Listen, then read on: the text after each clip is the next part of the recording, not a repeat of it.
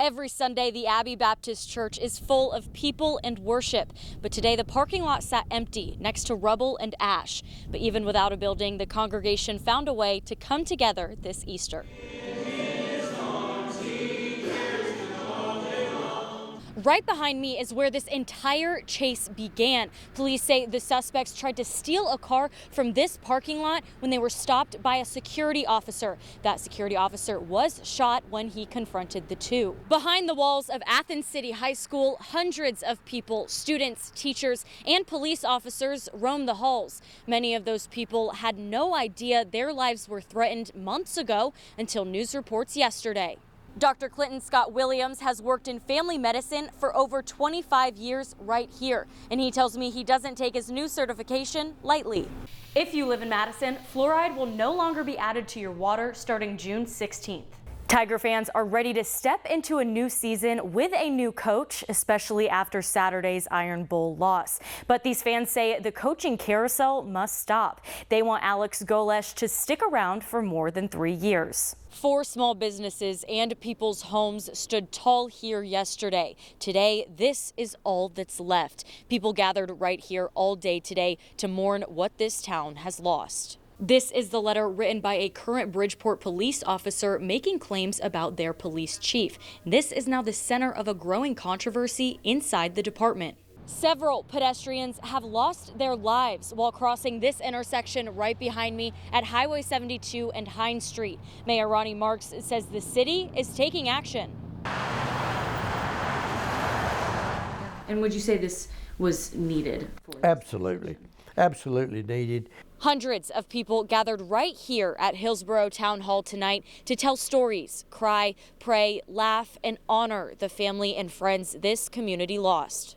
There is no doubt in my mind tonight that these children are safe in the arms of Jesus. Scotty Moore has been bedridden and undergoing treatment for almost a month now. He was sent home from rehab today, and what he came home to was a house and a community full of nothing but love and support. Hey, there's my boy.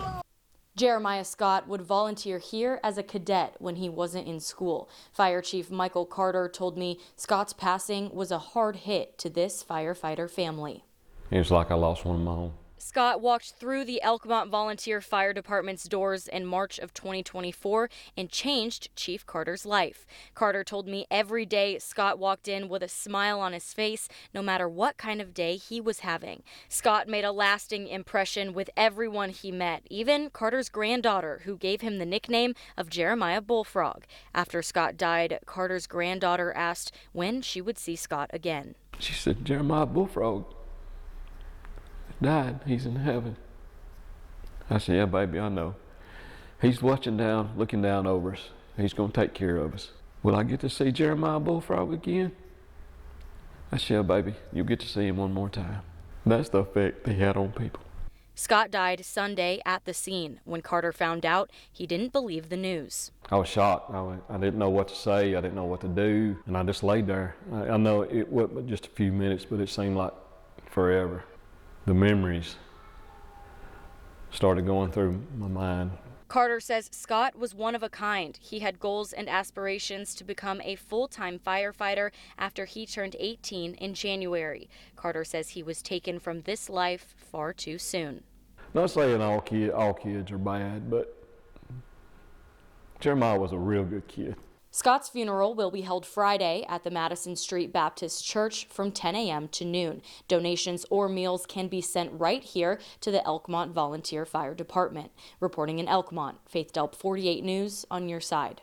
Jack Burwell collected his first penny when he was 9 years old, and he fell in love with the thrill of the search. A lot of happiness come from filling the little holes in the set. He values a historical penny, but he's not jumping over hurdles for a 2025 penny. He told me he agrees with the end of penny production if it can save the government millions. Right now, the White House says it is costing the government more to produce a penny than the value of the coin. The pace of change is faster now than it was, 100 years ago. Things are going to change, and if the government can save some money, we need to do it. We'll do okay with the nickels.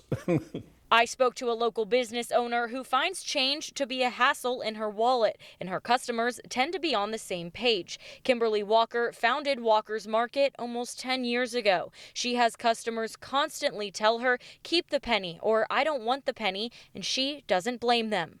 I mean, I like pennies, but I don't really want a bunch of pennies in my wallet either. All the years of me being in business, a lot of people just say I don't want my penny. So it's sad and good all at the same time. I do think it's sad that we're moving into a direction where we're getting rid of the sweet little penny, but that is what it is. Now she plans to round to the nearest nickel when need be. The U.S. expects to save about $56 million a year now without penny production. Reporting in Huntsville, Faith Delp, 48 News, on your side. The secret to a 70-year marriage is first week he learns to say yes, ma'am. Patricia and Bill Freeman met on October 24th, 1954 in Greenville, South Carolina. Patricia was volunteering to serve food for active military soldiers, and Bill, on a whim, stopped for a plate. I saw this cute little blonde, 105-pound. I was struck right away. Little did they know their lives would change forever that day. It was just a fluke that we met. You know, it's just so unusual. It was a God thing. We were just meant to be.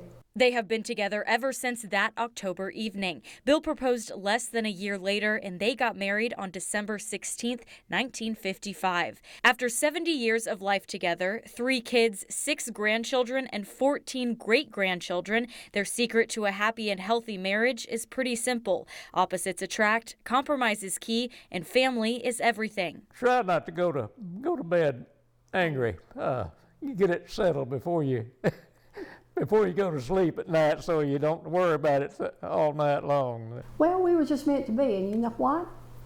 We are opposites, but we've learned to mesh them and accept each other for who we are. For the past 45 anniversaries, Bill has surprised Patricia with an overnight getaway. Ever since that 25th wedding anniversary, every anniversary he has taken me somewhere on a surprise trip. And she enjoyed it so much, I said, well, this is something we need to do every year. The Freemans will celebrate this milestone at the 360 Grill in Florence. Reporting in Scottsboro, Faith Delp, 48 News, on your side.